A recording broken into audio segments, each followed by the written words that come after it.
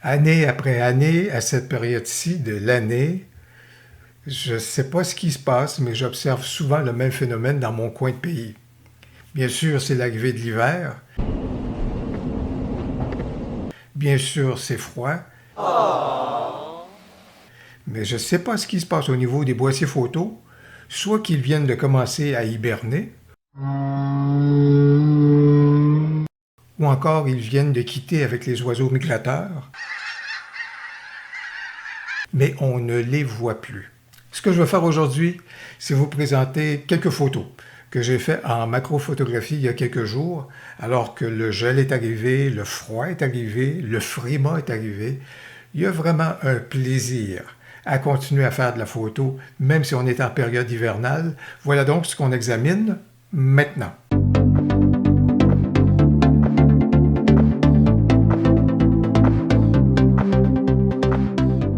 Les photos que je veux vous présenter aujourd'hui, c'est des photos où j'ai tenté de capter la poésie du gel et du frima sur des éléments en ce début d'hiver. C'est l'occasion qui m'a été donnée grâce à la macrophotographie ou encore la photographie de proximité de découvrir de beaux paysages intimes, si vous voulez, des scènes photos qui nous sont révélées grâce à la macrophotographie et surtout lorsqu'on est capable donc de se rapprocher énormément de certains sujets très intimes dans la nature. Et pour donner le ton, je vais commencer avec cette photo-ci, où est-ce que j'aime bien cette feuille-là qui est déposée au sol, recouverte de frima.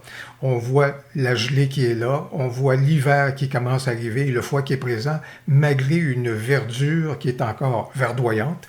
Donc, autour de cette feuille qui est gelée, ça donne donc le ton et une belle tonalité au niveau donc de la photo. On va aller davantage et profiter de la macrophotographie pour se rapprocher de notre sujet, aller chercher une portion d'un élément avec davantage de détails, bien sûr, mais on voit que le tout est recouvert d'un froid, de frima, de gel qui est là. Alors, ça donne donc une matière qui est intéressante.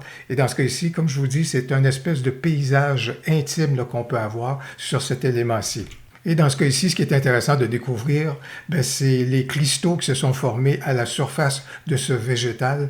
Et c'est surtout de voir la forme des cristaux. On est en mesure de zoomer un peu et c'est intéressant de voir la forme sphérique des cristaux donc, qui se sont créés à la surface. Alors voilà donc un espèce de regard très rapproché, bien sûr, qu'on est en mesure d'obtenir grâce à la macrophotographie, mais également quelque chose où ça nous permet de voir à la fois le froid qui est présent et également à ce moment-là les vestiges un tout petit peu au niveau donc de l'été et du végétal. J'ai comme l'impression d'être plongé dans la gueule d'un dragon.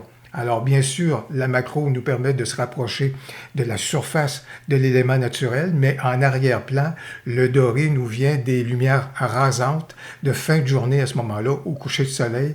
Alors le soleil est en train d'arriver par l'arrière donc de cette feuille, mais en se rapprochant comme ça et surtout avec les formes qui sont là, franchement on dirait une gueule béante d'un dragon là, qui est juste là et qui nous guette, mais j'aime bien ce regard-ci, très intime sur cet élément-là au niveau de la nature. Un classique des éléments de paille qui sont donc au sol, mais sur lequel bien sûr il y a des cristaux qui viennent de se former.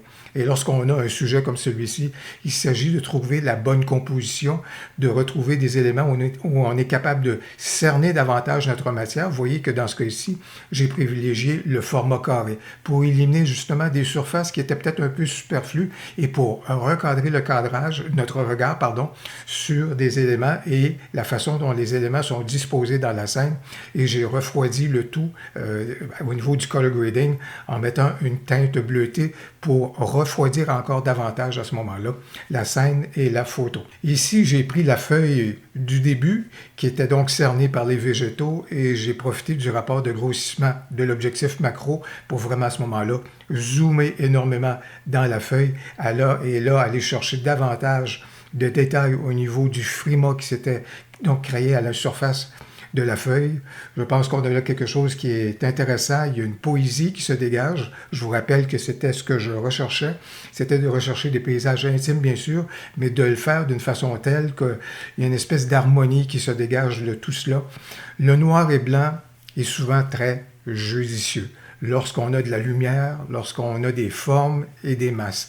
Et dans ce cas ici, tout l'enchevêtrement, dis-je, des végétaux. Il y a quelque chose qui est intéressant et avec effectivement le gel à la surface de ceux-ci, le noir et blanc, je pense, servait bien juste ici. Donc les formes qui se dégageaient de ce tableau-ci, de cette scène-ci.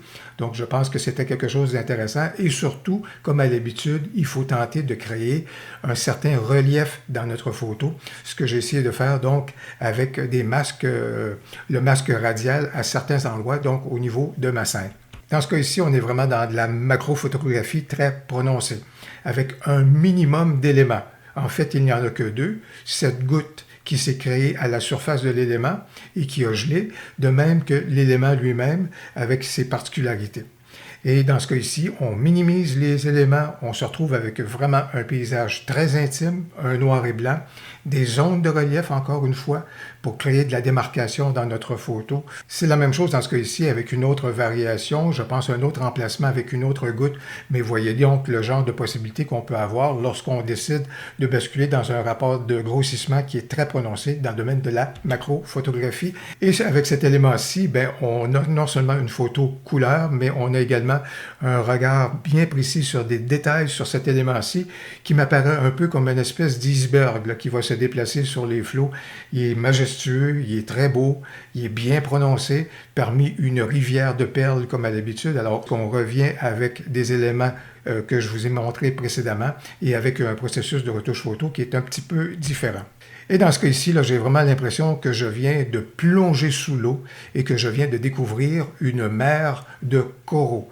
C'est fou comment j'ai pu capter cet élément-là, basculer le tout en noir et blanc, créer mon relief. Et plus je créais mon relief, plus je découvrais ces coraux-là qui semblaient qui étaient là. Bien entendu, ce sont des éléments qui sont gelés, mais ça nous donne toutes les apparences de coraux. C'est vraiment assez fascinant de voir la poésie, dis-je, qui se dégage de cette photo-ci.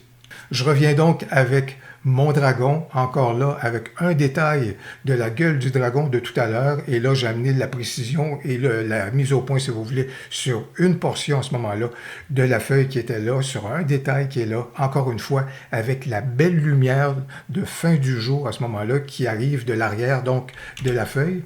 Et avec cette photo-ci, encore une fois, j'ai voulu capter la poésie de cette scène, c'est-à-dire le mouvement que je voyais, les cristaux qui étaient formés à la surface de la paille qui était au sol. Et surtout, ce qui est intéressant au niveau de la macrophotographie, c'est qu'elle nous permet de découvrir des formes qui sont vraiment spectaculaires malgré leur côté minuscule. Lorsqu'on examine les cristaux, on voit les formes qui sont là. C'est vraiment spectaculaire de ce côté-là. Lorsqu'on examine également la forme des cristaux à cet endroit-ci, vraiment la macrophotographie hivernale nous permet de découvrir un monde intérieur ou un monde minuscule extraordinaire qu'on n'est pas capable de voir à l'œil nu. Et c'est une invitation donc à un beau regard poétique.